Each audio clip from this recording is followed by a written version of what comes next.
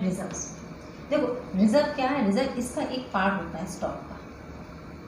इसका पार्ट है स्टॉक का। रिजर्व, रिजर्व मतलब क्या होता है, जैसे हम अपनी सेविंग एक साइड उठा के रखते हैं ना फ्यूचर के लिए, ऐसे ही रिजर्व्स होते हैं। किसी को भी रिजर्व कर दिया जाता है, जैसे ना डैम बनाते हैं तो उस वाटर का वो पार्ट उधर रिजर्व हो जाता है, नहीं हो जाता है ना, एक तरफ हो जाता है। बस उस रिजर्व को, जैसे वाटर है, फॉरेस्ट हमने इसमें लिख दिया है, ऐसे ही जैसे फॉरेस्ट को भी रिजर्व कर देते हैं, भाई इतना पार्ट ये रिजर्व है हमारा।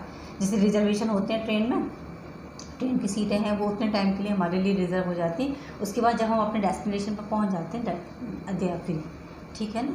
तो वही सेम चीज़ है कि रिजर्व जो है वो है तो सही बहुत सारे, लेकिन बस उसका आगे जा कर के प्रॉपर यूज़ नहीं हो पाता है यहाँ पर बस प्रॉब्लम वही आ जाती है, टेक्नोलॉजिकली एक्सेसिबल है बस। तो ये based on status of development के हिसाब से इसको हमने इस तरीके से कैटेगरी में डिवाइड कर दिया बस। ये लेकिन इम्पोर्टेंट बहुत है, एग्ज़ाम में अक्सर करके ये पूछे जाते हैं।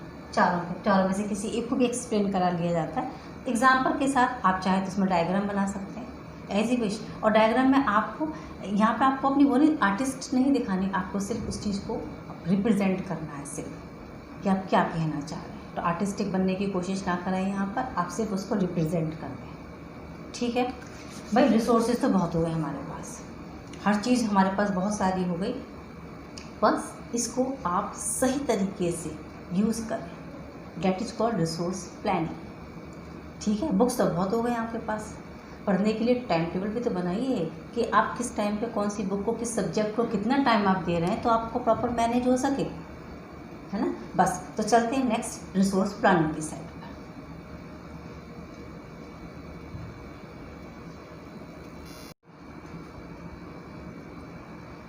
चलते आज की वीडियो की लास्ट टॉपिक की साइड पे, रिसोर्स प्लानिंग। ये हमने बता दिया कि अब रिसोर्स प्लानिंग क्या, जुडिशियस यूज़ ऑफ रिसोर्सेज। भाई रिसोर्सेज को हम यूज़ करेंगे, लेकिन कैसे करेंगे, जुडिशियस, दिमाग से यूज़ करें ना। सस्टेनेबल डेवलपमेंट पढ़ा होगा आपने, नहीं पढ़ा तो बता देते हैं कि भाई रिसोर्सेज यूज़ करें, ऐसे यूज़ करें कि आने वाली जो फ्यूचर जनरेशन है वो भी उसे यूज़ कर पाए, ठीक है। तो जुडिशियस यूज़ करें, आप यूज़ करने से पहले अपने दिमाग को यूज़ करें कि जो भी हम जितना वेस्ट ना करें, कहने का मतलब ये होता है वेस्ट ना करें, ठीक है।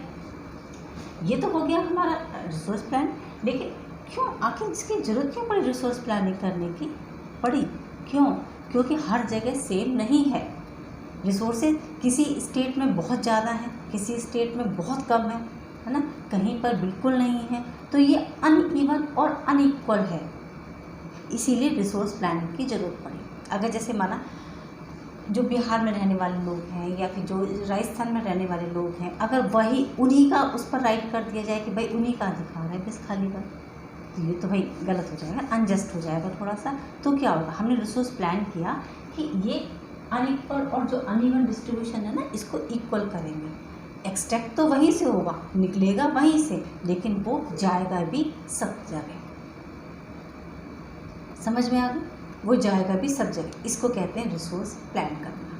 प्लानिंग कर ली हमने, प्लानिंग में कुछ पॉइंट्स आ जाते हैं, जैसे भाई हमने प्लानिंग किया, सबसे पहले आइडेंटिफिकेशन करना है, हमें पहचानना है कि यहाँ पर रिसोर्स है, यहाँ पर रिसोर्स है, तो हमें कुछ बना दिया, जैसे कि हमें देख करके पता चलता है, जैसे सर्वे करा देते हैं, है ना, मैप के थ्रू भी पता चल जाता है ना। बाकी हमारे पास और भी जो सोर्सेज होते हैं उसके थ्रू भी हमको पता चल जाता है कि वहाँ पर इतना सारा कुछ हो सकता है, वहाँ पर ऐसे न्यूज़ भी पढ़ते होंगे आप लोग, उसमें भी पता चल जाता है कि यहाँ पर एक्सट्रैक्ट किया गया, खुदाई में इतनी सारे सामान निकले, खुदाई में इतना सारा, यहाँ से इतना वो और भी निकलना शुरू हो गया। अभी यूरेनियम का आ गया था इससे पहले कि बहुत सारे वहाँ पर उनको बहुत सारा स्टॉक मिल गया है ज़मीन के अंदर, ऐसा। तो ये आइडेंटिफाई तो करना होगा सबसे पहले हमको कि यहाँ पर इतने ज़्यादा रिसोर्सेज हैं, ठीक है। चलो अच्छा, पता चल गया हमको रिसोर्सेज हैं, यहाँ करेंगे क्या, हम उसका क्या करेंगे, उसे हमें एक्सट्रैक्ट करना, निकालना है। तो किसके लिए प्लानिंग स्ट्रक्चर तैयार करेंगे हम उसका। प्लानिंग स्ट्रक्चर में टेक्नोलॉजी आ जाती है, बिना टेक्नोलॉजी के तो कुछ भी नहीं है, आप ये बात मान लेंगे, ठीक है। प्लानिंग सबसे पहले तो हमारे पास टेक्नोलॉजी और दूसरा वो होती है हमारी फाइनेंशियल, जो इकोनॉमिक बताई हमने आपको। दो चीज़ें अगर अच्छी हैं तो हमारे रिसोर्स बहुत ज़्यादा डेवलप हो जाएगी। क्वेश्चन भी आ जाता है कि इतनी सारी जो प्रॉब्लम्स हैं उसको हम दूर कैसे कर सकते हैं। तो 2 चीज़ों को अगर हम अच्छा कर लें तो टेक्नोलॉजी हम अपनी और अच्छा इम्प्रूव कर लें। दूसरी इकोनॉमिक कंडीशन, इकोनॉमिकली स्ट्रॉन्ग होते चले जाए। तो जितनी ज़्यादा डेवलप्ड कंट्रीज़ है वहाँ उतनी ही अच्छी रिसोर्स प्लानिंग। ठीक है, रिसोर्स ये प्लानिंग स्ट्रक्चर हमने प्रिपेयर कर लिया। उसके बाद आ जाता है ओवरऑल डेवलपमेंट। अब हम ये देखेंगे ओवरऑल डेवलपमेंट होना चाहिए। वही बात जैसे हमने बता दी, किसी एक स्टेट में अगर एक्सट्रैक्ट हुआ है तो वो सिर्फ उसके लिए नहीं, ऑल ओवर इंडिया के लिए अच्छा होना चाहिए। तो यहाँ हम उसको क्या कर देंगे, ओवरऑल डेवलपमेंट के लिए लेकर के जाएंगे। उससे डेवलपमेंट सिर्फ एक का नहीं, उससे डेवलपमेंट किसका होगा, सबका होगा। टीचर किसी एक बच्चे को नहीं पढ़ाता, टीचर पूरी क्लास को और सेम पढ़ाता है। ठीक है, बस यही बात में आ जाती है कि रिसोर्सेज जो होंगे वो ओवरऑल डेवलपमेंट के लिए यूज़ किए जाएँ। That is called resource planning. तो रिसोर्स प्लानिंग, ये रिसोर्सेज हमारे यहाँ पर फिनिश हो जाते हैं। नेक्स्ट वीडियो में हम चलते हैं उससे और थोड़ा सा नीचे के साइड, हम पढ़ेंगे लैंड, लैंड के काइंड्स, लैंड डिग्रेडेशन। लैंड को हम और ज़्यादा अगर हम अच्छा कर सकते हैं तो कैसे कर सकते हैं। बहुत इंटरेस्टिंग वीडियो बनने वाला है। तो मिलते हैं नेक्स्ट वीडियो के साथ। Okay children, good bye.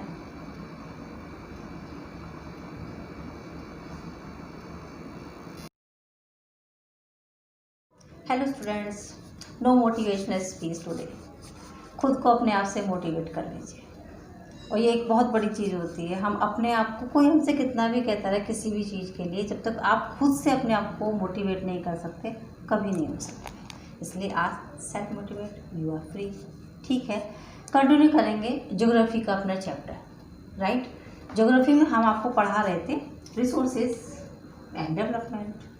ठीक है, रिसोर्स एंड डेवलपमेंट जितना पढ़ाया था आई थिंक वो क्लियर हो गया होगा आपको। और हम यहाँ पर पढ़ाएंगे अब आपको आज land as a resource. Land क्या, ये जितनी ज़मीन है ना, समझ लो, जिस पर हम लोग रहते हैं, बहुत बड़ी एसेट है ये, और रिसोर्स है, फ्री में तो मिली हुई है हमको सारी। ठीक है ना, बाकी तो सारा कितना वाटर ही वाटर है। जो लैंड है, जो कॉन्टिनेंट बने हुए हैं, वो सारी हमारी एसेट है। सोचो अगर लैंड ना हो हम कहाँ रहेंगे।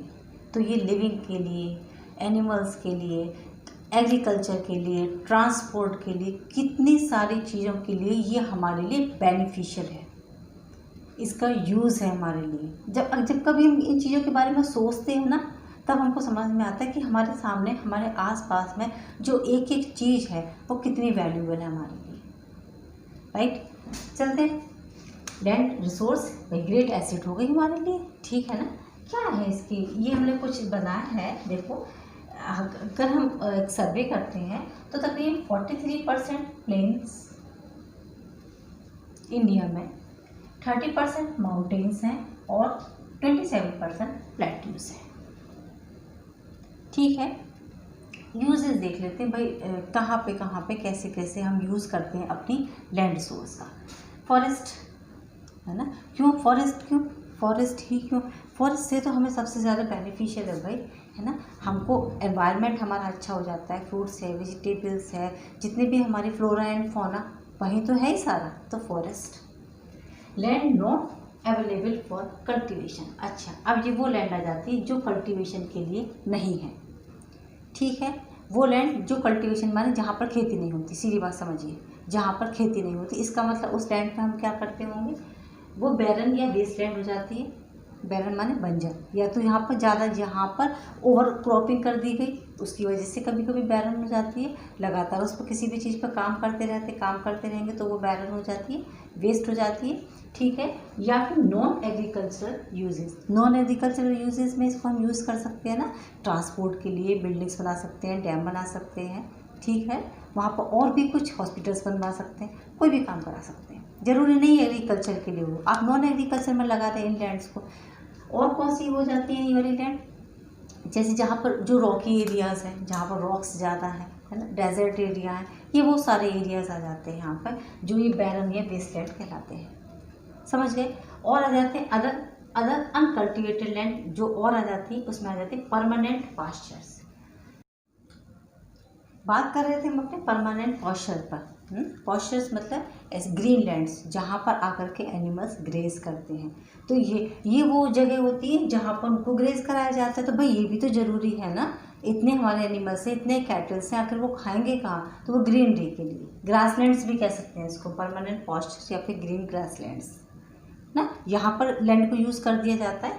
या फिर ट्री क्रॉप्स, ट्रीज़ लगा दिए जाते हैं बड़े बड़े, जहाँ पर ट्रीज़ ही होंगे वो वाली क्रॉप्स यहाँ पर कर दी जाती हैं। या फिर कल्चरल वेस्टलैंड, कल्चरल वेस्टलैंड्स वो वेस्टलैंड्स होती हैं जो तकरीबन 5 साल या 5 साल से ज़्यादा तक अनकल्टिवेटेड पड़ी हुई हैं, that is called cultural Westland.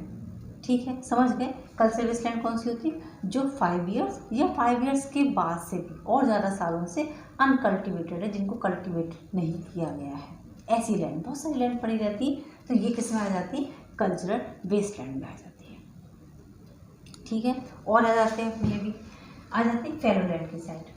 Fallow land कौन सी होती है? एक तो करंट फैलो होती है। करंट फैलो माने जो अभी 1 ईयर के अंदर, विद इन 1 एग्रीकल्चर ईयर अभी ये अनकल्टिवेटेड है, समझ गए? अभी 1 साल तक अभी ये अनकल्टिवेटेड है, यानी कि 1 साल तक अभी इस पर कोई भी क्रॉपिंग पैटर्न नहीं उगाया जाएगा, that is called fallow land.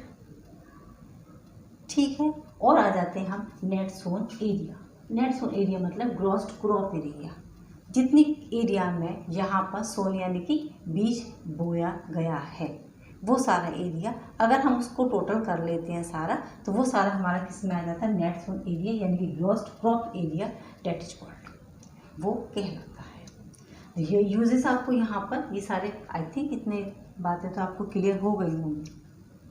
ठीक है, चलते हैं इसके अब लैंड के पैटर्न की साइड, है ना, कि ये पैटर्न किस तरीके का है इंडिया के अंदर।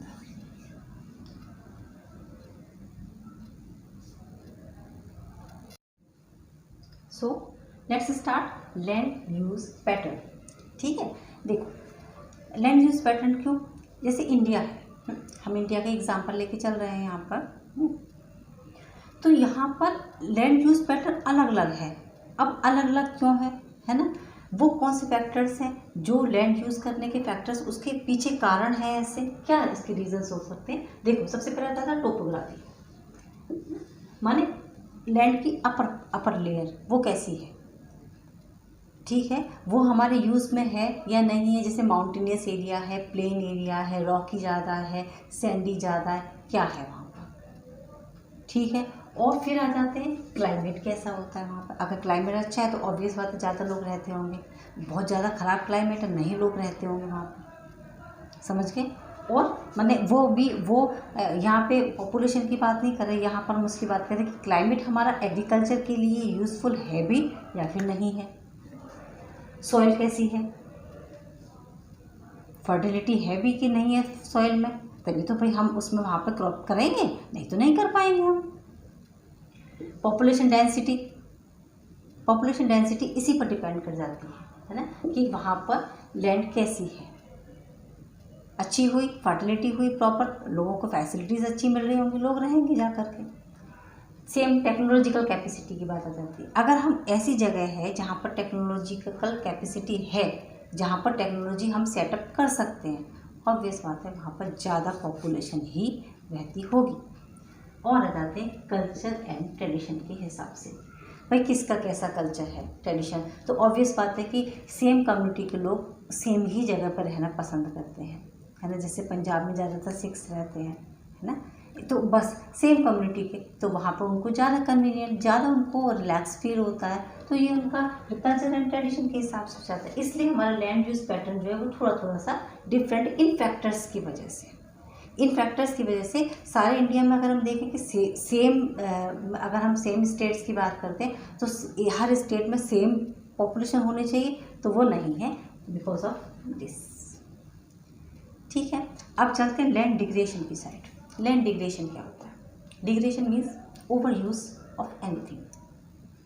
किसी भी चीज़ का जगह हम ओवर यूज़ करेंगे, है ना, मान अपनी बॉडी का एग्जांपल ले लें, हम अपनी बॉडी से बहुत ज़्यादा काम करते हैं, लेकिन हम उसको एनर्जी के लिए कुछ नहीं देंगे, तो क्या होगा, ये डाउन होना स्टार्ट हो जाएगी ना। बस सेम है, यही लैंड के साथ होता है। जैसे लैंड पे हम कल्टिवेशन हो रहा है, लगातार क्रॉपिंग हो रही है, लेकिन हमने उसको प्रॉपर कोई भी फर्टिलाइज़र उसके लिए हमने यूज़ नहीं किया, तो क्या होगा, लैंड डिग्रेड होना स्टार्ट हो जाएगी, लगातार धीरे धीरे उसकी क्वालिटी जो होगी वो डाउन होना स्टार्ट हो जाएगी, that is called land degradation. ठीक है, यही हमने सस्टेनेबल डेवलपमेंट में बताया था। सस्टेनेबल डेवलपमेंट क्या होता है, रिसोर्सेज को आप यूज़ करेंगे लेकिन फ्यूचर जनरेशन को थोड़ा सा कंसिडर करते हुए, ये कहीं ऐसा ना हो कि हम पूरा फिनिश कर डालें और आने वाले जनरेशन के लिए कुछ ना बचे। सस्टेनेबल डेवलपमेंट हो जाता है। ठीक है, तो चलते हैं अपने लैंड डिग्रेडेशन की साइड।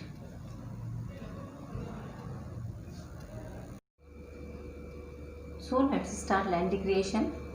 लैंड डिग्रेडेशन एक चार्ट बना दिया हमने से पाई चार्ट जैसा। तो इन इंडिया में अगर हम सर्वे करते हैं तो तभी 56% वाटर एरोडेड एरिया है जो वाटर की वजह से बेकार हो जाते हैं। 28% फॉरेस्ट डिग्रेडेशन हो जाता है। 6% सलाइन वाटर है तो उसमें तो फॉरेस्ट होगा नहीं, राइट। और कुछ हो जाते हैं जो विंड से रोज हो जाती हैं, तेज हवाएं आती हैं और जो सॉइल होती है उसकी अपर लेयर यहाँ पे उड़ जाती है, उसकी वजह से लैंड डिग्रेडेशन हो जाता है। ठीक है, अच्छा इसके अलावा और क्या रीज़न हो सकते हैं, वो ये है, देख डिफॉरेस्टेशन। जैसे आप समझते हैं डिफॉरेस्टेशन क्या होता है, ठीक है, फॉरेस्ट को कट कर देना, डिफॉरेस्टेशन हो रहा है। डिफॉरेस्टेशन हो रहा है तो क्या होता है, लैंड डिग्रेड तो हो ही रही है हमारी, वहाँ वो हटा दिया आपने और उसके ऊपर इंडस्ट्रीज बन गई सारी, लैंड डिग्रेडेशन हो रहा है। ओवरग्रेजिंग, ओवरग्रेज करना, कैटल्स का ओवरग्रेज माने कि ज़रूरत से ज़्यादा उसको ग्रेज कर लेना, खा लेना, तो क्या हो जाता है, मिट्टी की जो सॉइल की जो फर्टिलिटी होती है वही ख़त्म हो जाती है उसमें। तो ओवरग्रेजिंग आपको रोकनी है, ठीक है, वो भी देख लीजिए हाथों हाथ इसके, है ना। डिफॉरेस्टेशन माने यहाँ पर एफॉरेस्टेशन करवाएं भाई, अगर एक हटाया है तो एक हटाना भी ज़रूरी होता है, फिर टिम्बर इंडस्ट्री कैसे चलेगी, ठीक है, हटाना भी ज़रूरी है, लेकिन उसकी जगह आप एक एक उसमें लगाते भी जाए, मैनेज हो जाएगा। Mining,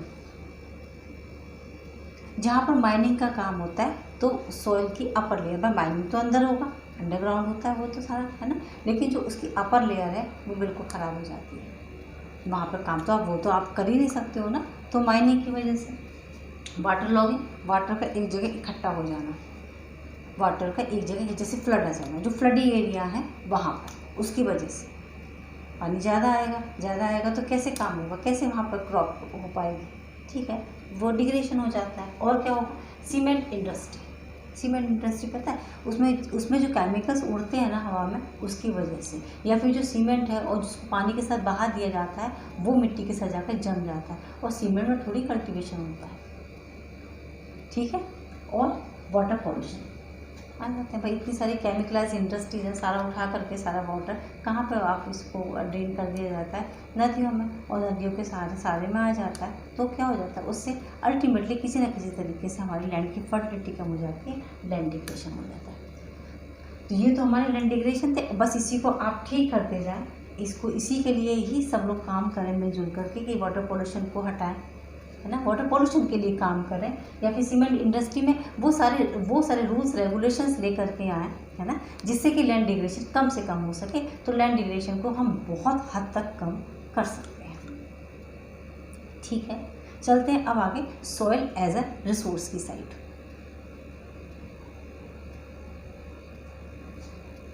now let's start soil as a resource. Land as a resource complete हो गया, अब soil as a resource. Soil land का अपर पार्ट, ठीक है ना, कितना बेनिफिशियल, ये एक रिन्यूएबल नेचुरल रिसोर्स है, ये अपने आप को रिन्यू करता रहता है, खुद से रिन्यू करता रहता है, ठीक है ना।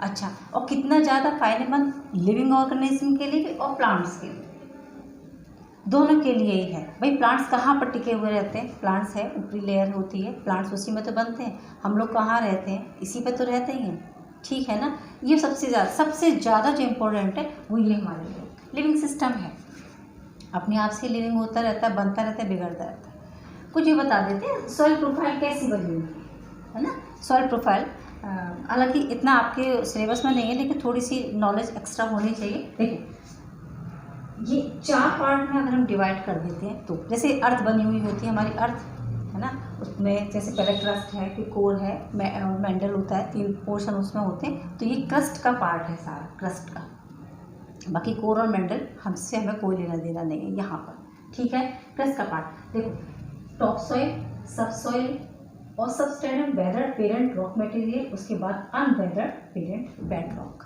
ये सबसे लास्ट में होती है, ठीक है। Unweathered parent bed rock, crust का पार्ट होती है ना। और कैसी होती है, पेरेंट बेड रॉक से बनी होती है। समझ लीजिए ये जैसे सीमेंट होता है ना, सीमेंट जैसी होती है। यहाँ प्लांटेशन नहीं हो सकता बिल्कुल भी, ठीक है। रॉक ही रॉक है इसमें सारा।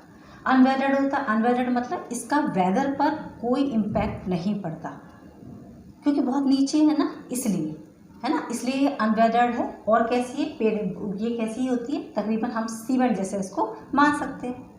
सही, आगे चलते हैं। फिर ये वेदर्ड पेरेंट रॉक है, इस पर वेदर का फर्क पड़ता है। ये रॉक मटेरियल जितना भी रॉक्स रहती हैं, इस पर वेदर का थोड़ा सा इम्पैक्ट पड़ जाता है। वेदर की वजह से ये थोड़े से बनते बिगड़ते रहते हैं, रॉक्स बनती रहती हैं यहाँ पर, ठीक है। अच्छा, वेदर में कौन कौन से फैक्टर्स अभी बताएंगे सर हम आपको, है ना। इसके फिर ऊपर चलते हैं, तो ये सब सॉइल है, ठीक है। इसको बी हॉरिजॉन्टल भी कहते हैं सब सॉइल। इसमें silt, clay, sand, weather rock है। पूरी तरीके से वेदर रॉक होती है। वेदर रॉक मतलब ये वेदर से पूरी तरीके से इफेक्टेड होती है, ठीक है। वेदर के हिसाब से ये बनती बिगड़ती रहती है। इसमें भी ह्यूमस रहता है और पानी को होल्ड करने की कैपेसिटी इसमें बहुत अच्छी होती है, क्योंकि प्लांट आता तो यहाँ से यहीं है ना, इसकी रूट्स तो यहीं आती, तो वाटर को होल्ड करने की जो पावर है यहाँ पर बहुत अच्छी होती है। और चलते हैं सबसे टॉप सॉइल। इसमें ह्यूमस बहुत अच्छा होता है, क्योंकि यहीं पर प्लांट आता है, ठीक है। इसको ए हॉरिजॉन्टल भी कहते हैं। ये हमारी टॉप सॉइल है, ठीक है। अच्छा, पता है इंच भर भी सॉइल बनने में ये मतलब millions of year, thousands of year लग जाते हैं, क्योंकि अपने आप से बनता है ना, ये खुद से बनता है, खुद से फॉर्मेट होती है, कोई इसको नहीं बनाता है, ठीक है। वो कौन से फैक्टर्स हैं सॉइल को फॉर्मेशन ऑफ सॉइल, ये फैक्टर्स देखो, relief, bed rocks, climate, vegetation, time के हिसाब से, है ना, क्लाइमेट के हिसाब से, वेजिटेशन के हिसाब से ये जो सॉइल होती है ये खुद से फॉर्म होती रहती है। जैसे वॉल्केनो इरप्ट हुआ, वॉल्केनो इरप्ट होने के बाद में मैग्मा बाहर निकल के आता है और जितना भी जो पोर्शन होता है सबको जला देता है ना। उसके बाद वो जब वो ठंडा कूल डाउन होता है तो वो जो उसकी ऐश हो जाती है, उसकी जो राख बन जाती है, वो भी तो सॉइल में ही आ जाती है सारी, है ना। तो ये खुद से ही बनते बिगड़ते रहते हैं, क्योंकि जो अर्थ की इंटरनल वो है वो कितना गर्म होता है, उस गर्मी की वजह से ये बनते बिगड़ते रहते हैं, है ना। इसका मतलब ये खुद ही बनते हैं, खुद से ही बनते हैं, रिन्यू होते रहते हैं, इसीलिए इसको रिन्यूअल बोला जाता है। पर इसमें थाउजेंड्स ऑफ ईयर्स लगते हैं। और क्या हो सकता है, forces of natural changes in the temperature में चेंज हो रहा है, कभी कभी बहुत गर्मी हो रही है, कभी ठंड का मौसम, और उसकी वजह से, है ना, उसकी वजह से जैसे action of running of water, flood का ज़्यादा आ जाना, ज़्यादा फ्लड हो जाना तो सॉइल का अपर लेयर हट जाता है ना, उसकी वजह से सॉइल के फॉर्मेशन में चेंजेस आ जाते हैं। ग्लेशियर्स, उसका मेल्ट हो जाना, है ना। विंड इरोज करके ले जाती है ना शीट को, उसकी वजह से।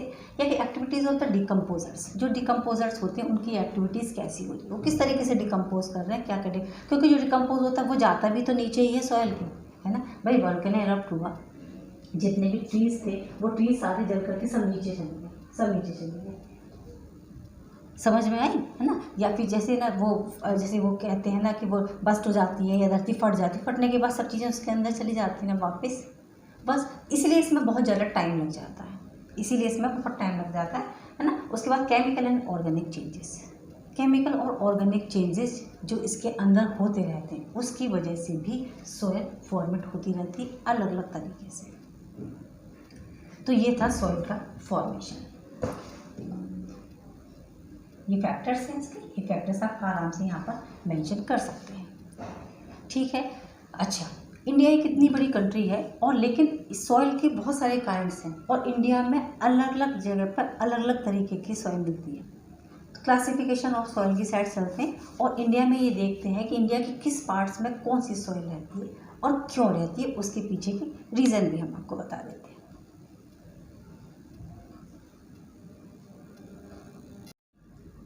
So let's start classification of soil.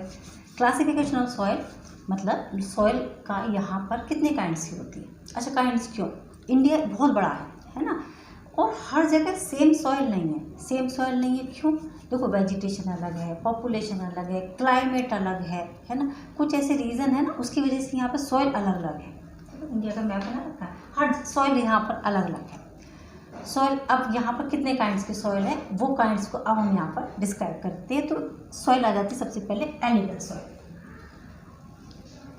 Indus Ganga and Brahmaputra नदियाँ आती हैं, डिपॉजिट करती हैं, वहाँ पर एल्यूवियल सॉइल बन जाती है उनके डिपोजिशन की वजह से। ठीक है। सैंड, इसलिए इसमें सबसे ज़्यादा सैंड, सिल्ट और क्ले रहता है। ठीक है। अच्छा, इसको अगर हम एल्यूवियल सॉइल को पार्ट्स में डिवाइड करते हैं तो इसमें दो पार्ट्स होते हैं, एक तो होता है खदार और दूसरा होता है भंगार। भंगार आपको जानते हैं ना, भंगार मीन्स रबिश को कहते हैं जैसे, तो उसी ये मतलब आप याद कर सकते हैं, ये इसका मतलब ओल्ड एल्यूवियल सॉइल जो बहुत पुरानी हो जाती है, बहुत जो पुरानी हो जाती है उसे हम कहते हैं ओल्ड एल्यूवियल सॉइल, और जो न्यू बनती है ना, उसे कहते हैं हम खदार। इसमें इसका मतलब फाइन पार्टिकल्स होते हैं और ये बहुत फर्टाइल भी होती है। कौन सी वाली? खदार। लेकिन भंगार उतनी ज़्यादा फर्टिलिटी उसके अंदर नहीं होती, उसमें फाइन पार्टिकल्स भी नहीं होते। ये आराम से रिवर्स की अपर वैली पे ही मिल जाती है, लेकिन इसके लिए रिवर की ये डीप वैली में मिलती है। क्लासिफिकेशंस हो जाते हैं इसके। बहुत फर्टाइल है एल्यूवियल सॉइल। रीज़न क्या है उसके पीछे? क्योंकि इसके अंदर पोटैश, लाइम, फॉस्फोरस, एसिड, ये मिनरल्स इसके सॉइल के अंदर मिले रहते हैं, है ना। इसलिए इसमें सबसे ज़्यादा क्या हम इसमें ग्रो कर सकते हैं, क्या इसमें उगा सकते हैं? Then wheat, paddy, sugar cane, pulses, इस टाइप की चीज़ों के लिए ये सॉइल बहुत अच्छी है। समझ गए? अच्छा, कहाँ ज़्यादा ये मिलती है? तो डेंसली पॉपुलेटेड एरियाज जैसे Rajasthan, Gujarat, eastern cold plain, ये जितना भी ऐसे ये बने हुए हैं हमारे, ये जिगजैग वाला ये बना रखा है, इन सब जगह पर ये एल्यूवियल सॉइल ही है। इन सब जगह पर राजस्थान, ये राजस्थान, गुजरात, है ना, ये सारा एरिया, थोड़ा सा यहाँ, इस सारी जगह पर ये क्या मिलता है हमारी, ये कौन सी सॉइल मिलती है? एल्यूवियल सॉइल यहाँ पर हमको मिल जाती है। समझ गए? सबसे ज़्यादा नॉर्थन की साइड पे। ठीक है। अब ये एल्यूवियल सॉइल कंप्लीट हो गई। अब चलते हैं हम आगे, आपको बताएंगे ब्लैक सॉइल के बारे में।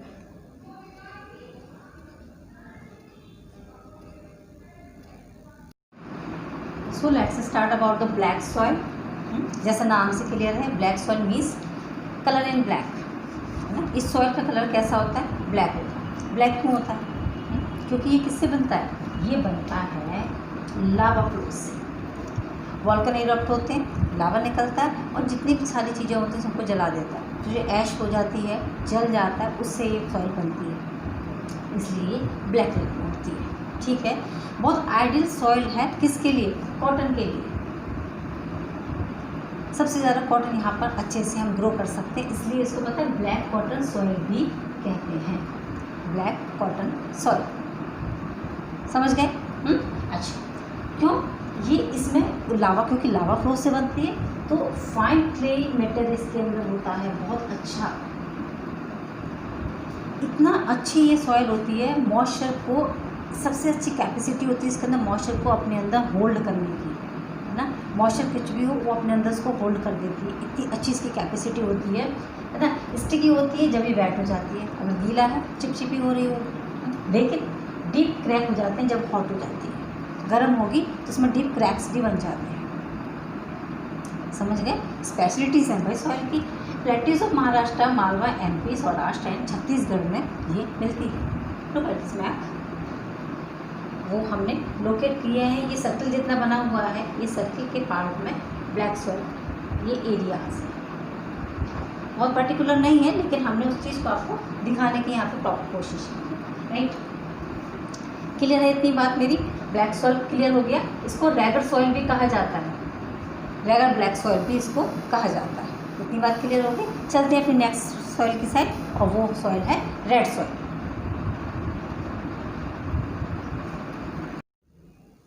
So move red and yellow soil. जैसे नाम से क्लियर है, तो ये रेड एंड येलो सॉइल है, इसकी मतलब रेड कलर की होगी। ठीक है। अच्छा, पहले तो ये बनती कैसे? देखो, form due to the weathering of the igneous and the metamorphic rocks. ये जो इग्नियस रॉक्स होती है, मेटामॉर्फिक रॉक्स होती है, इनकी वेदरिंग की वजह से, इनकी डिफ्यूजन की वजह से ये रेड या फिर येलो कलर की जो सॉइल है वो यहाँ पर बन जाती है। ठीक है। अच्छा, रेड कलर की होती है क्यों?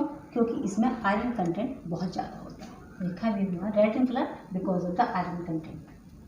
ठीक है। अच्छा, ये हाईली पोरस होती है, हाईली पोरस मीन्स इसमें बहुत ज़्यादा, अगर हम पोर्स जानते हैं, छोटे छोटे जो छेद होते हैं वो होती है इसमें बहुत सारे। लेस फर्टाइल होती है, फर्टिलिटी नहीं होती। लेकिन अगर ये डीप है बहुत ज़्यादा तो ये बहुत ज़्यादा फर्टाइल भी हो जाती है। अगर ये ऊपर ही ऊपर है ना, तो फर्टाइल नहीं होगी, लेकिन अगर ये बहुत डीप में जा कर के है तो डेफिनेटली ये फर्टाइल हो जाएगी। चलते हैं आगे, ठीक है। और क्या आ जाता है, found in eastern and north southern part of Deccan plateau, जैसे छत्तीसगढ़ है, उड़ीसा है, गंगा प्लेन्स है, ये हमने इसके पार्ट छोटे छोटे यहाँ से ये बना दिए हैं। देखो एक्यूरेट तो नहीं बन सकता, लेकिन हमने वो चीज़ आपको इतनी दिखाने की कोशिश की है कि रेड सॉइल भी बहुत है, इधर भी है, समझ रहे हैं आप, है ना। तो ये इतना घबराने की जरूरत नहीं है कि ये तो हमें इतनी सारी चीज़ें याद करनी पड़ेंगी। बस चीज़ों को, जैसे क्लासिफिकेशन हो गया, हमने क्या किया, हमने एल्युवियल सॉइल पढ़ लिया, हमने ब्लैक सॉइल पढ़ लिया, अब हमने पढ़ा रेड एंड येलो सॉइल, ठीक है ना। इसके बाद हम पढ़ेंगे लैटराइट सॉइल, ठीक।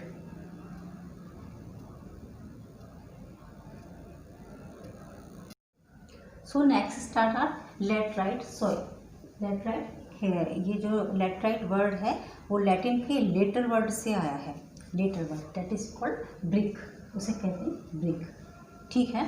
अच्छा, ये लैटराइट सॉइल कहाँ बनती है, जहाँ पर बहुत ज़्यादा हैवी रेनफॉल होता है और टेम्परेचर बहुत ज़्यादा हॉट रहता है, वहाँ पर बन जाती है ये सॉइल, ठीक है ना। अच्छा, इसमें क्या होता है, ये लो ह्यूमस कंटेंट रहता है, इसमें ह्यूमस बहुत कम रहता है। क्यों कम रहता है, क्योंकि इसका रीज़न है, बारिश बहुत ज़्यादा हो जाती है तो जो भी उसके पार्टिकल्स होते हैं, है ना, वो सारे के सारे उसके साथ हट जाते हैं, डिकम्पोज करके जितने भी अच्छे पार्टिकल या उसकी फर्टिलिटी अच्छी आती है वो सारा का सारा उसके साथ यहाँ पर वॉश हो जाता है, इसलिए इसमें लो ह्यूमस रहता है, ह्यूमस रहता ही नहीं है ना। फिर भी अगर हम इसमें कल्टिवेशन करना चाहते हैं, ग्रो कुछ भी करना चाहते हैं, तो हमें इसमें बहुत ज़्यादा मैन्योर और फर्टिलाइज़र की ज़रूरत होती है, ठीक है। मैन्योर और फर्टिलाइज़र यूज़ करने के बाद इस वाली जो सॉइल होती है उसको हम तैयार कर सकते हैं, किसके लिए, इसमें सबसे ज़्यादा क्या हो सकता है, cashew nut, do you love it, I love it, cashew nuts, ठीक है। हम इसको यहाँ पर यूज़ कर सकते हैं। सबसे ज़्यादा कहाँ मिलता है, तो ऑब्वियस बात है, आपको सोचने की ज़रूरत भी नहीं है, जहाँ पर बहुत ज़्यादा बारिश आती है उस वाले सारे एरिया में ये सॉइल बहुत आराम से मिल जाती है। जैसे लिखा भी हमने, Kerala, Karnataka, MP, Tamil Nadu, Orissa, western ghat regions of Maharashtra, some parts of the western Bengal and north east region, इतनी जगह पर देखो ये छोटे छोटे पार्ट बने हुए हैं, ये छोटे वाले पार्ट, ये सारे क्या हैं, ये लैटराइट सॉइल के पार्ट्स हैं, यहाँ पे लैटराइट सॉइल मिलती है, ठीक है। चलते हैं आप एरिड सॉइल और फॉरेस्ट सॉइल की साइड में।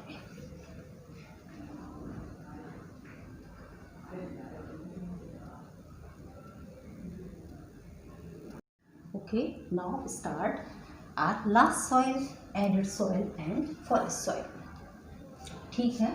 देखो सिंपल है सॉइल ना, ऐसे स्पेशल कुछ भी नहीं। एरिड सॉइल देख, पहले सिंपल समझ लो क्या होती है।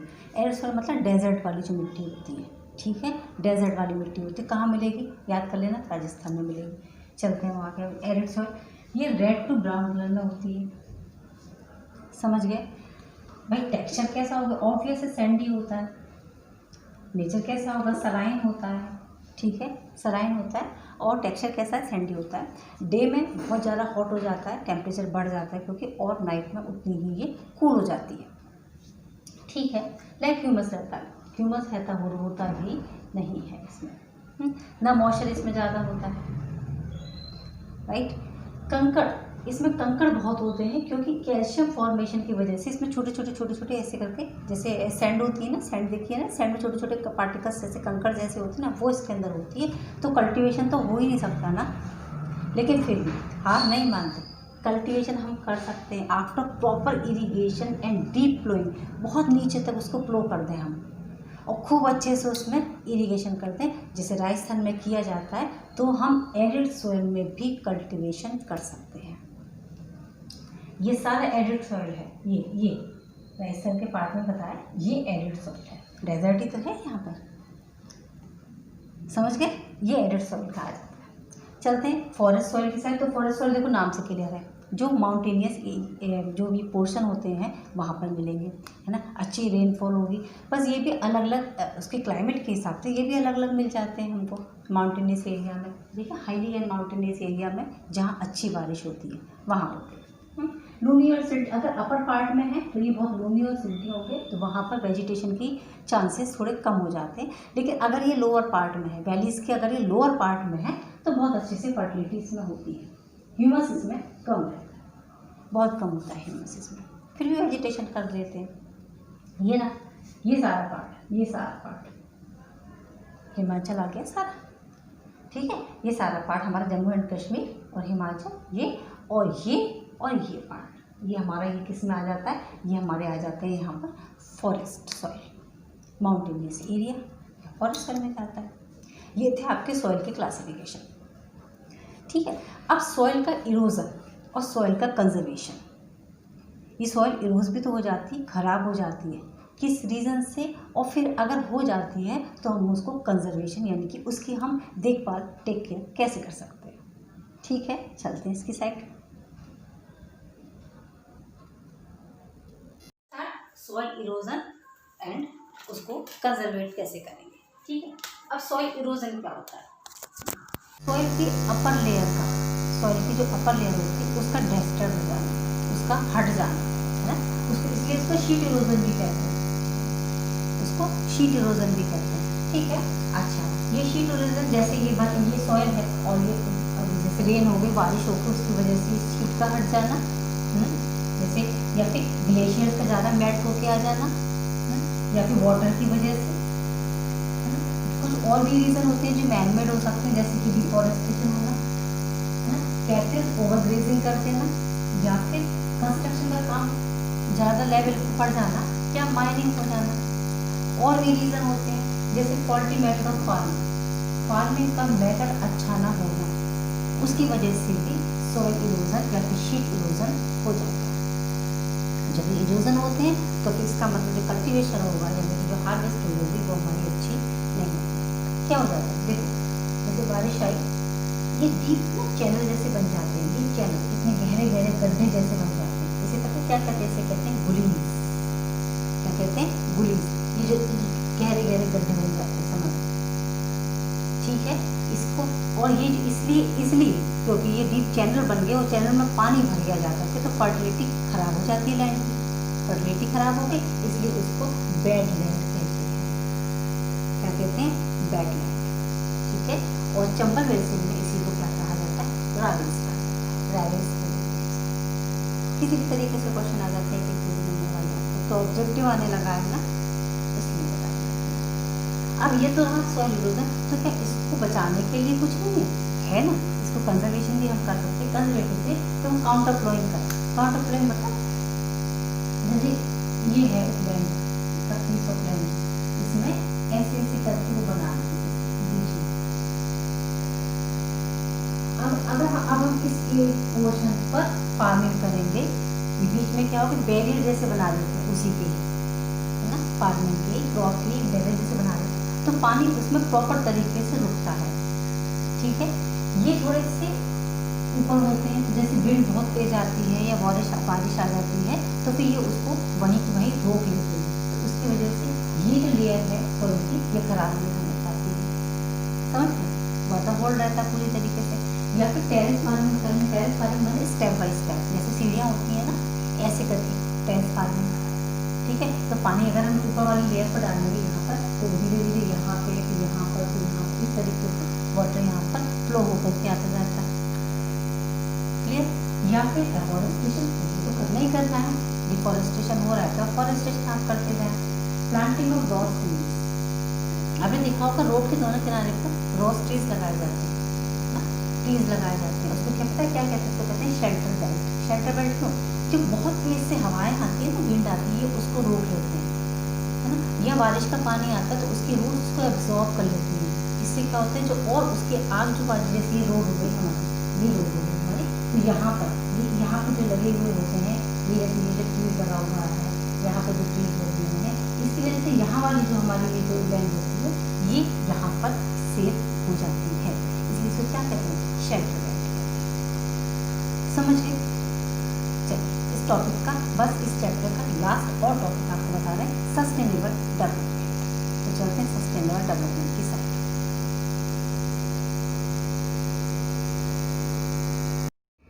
So move to your last topic of this chapter, sustainable development. So development should take place without the harming of environment. ठीक, डेवलपमेंट हम करेंगे पर रिसोर्सेज हमारे किसी भी तरीके से यहाँ पर हार्मफुल नहीं होने चाहिए। ठीक है, फ्यूचर जनरेशन को ध्यान में रखते हुए रिसोर्सेज को यूज़ करना है, वाटर यूज़ करना है, इतना भी यूज़ नहीं कर देना है कि उसका मिसयूज़ नहीं करना है कि फ्यूचर के लिए कुछ बच ही ना जाए, ये नहीं करना। इसी को क्या कहते हैं, सस्टेनेबल डेवलपमेंट कहते हैं। अब क्योंकि वर्ल्ड में ये प्रॉब्लम बहुत ज़्यादा बढ़ गई रिसोर्सेज को लेकर के, इसलिए सबसे पहला एक इंटरनेशनल समिट हुआ था जून 1992 में रियो डी जेनेरियो। अर्थ समिट हुआ था ब्राज़ील में। यहाँ पर तकरीबन 100 स्टेट्स के रिप्रेजेंटेटिव आए थे, है ना। और उनका मेन जो मोटिव था वो क्या था, एनवायरमेंटल प्रोटेक्शन और सोशियो इकोनॉमिक डेवलपमेंट के बारे में डिस्कशन करना कि ये जो प्रॉब्लम है वर्ल्ड वाइड है भाई, किसी एक की जगह तो प्रॉब्लम है नहीं, इसको किस तरीके से हम सॉल्व करें। इसका रिजल्ट आया एजेंडा 21। एजेंडा 21 क्या था, एक रिटन डॉक्यूमेंट था जहाँ पर इस समिट के जो हेड थे उन्होंने साइन किया, उसके बाद बाकी सारे कंट्री थे उन लोगों ने साइन किया, और साइन में उन्होंने यही बताया कि जितने भी ये जो प्रॉब्लम है हमारे रिसोर्सेज के साथ, रिसोर्सेज जो प्रॉब्लम कर रहे हैं, रिसोर्सेज को हम जो प्रॉब्लम दे रहे हैं उसे हम किस तरीके से दूर कर सकते हैं। और भी इसके साथ, जैसे ये तो एनवायरनमेंट प्रोटेक्शन की बात थी, एनवायरनमेंट को किस तरीके से प्रोटेक्ट करेंगे, कुछ ऐसी वर्ल्ड वाइड डिसीजेस के बारे में, हेल्थ केयर से रिलेटेड इश्यूज़ के बारे में, पॉवर्टी के बारे में यहाँ पर एजेंडा 21 के अंदर बात की गई। और ये भी बोला गया उसमें कि हर एक कंट्री के पास अपना अपना एजेंडा 21 होना चाहिए, जिससे वो अपनी सारी प्रॉब्लम को वहाँ पर उसमें लिखें और अपने तरीके से उसको सॉल्व करें। ठीक है, तो ये हो जाते हैं हमारे रिसोर्सेज को हम किस तरीके से कंजर्व करेंगे। Okay, so your chapter is completed now. इस पॉइंट पर आपका चैप्टर ये फिनिश हो जाता है। इससे रिलेटेड कोई भी प्रॉब्लम हो तो बच्चे आप हमें कमेंट बॉक्स में जाकर के कमेंट कर सकते हैं। तो मिलते हैं नेक्स्ट वीडियो के साथ। Okay children, take care, good bye.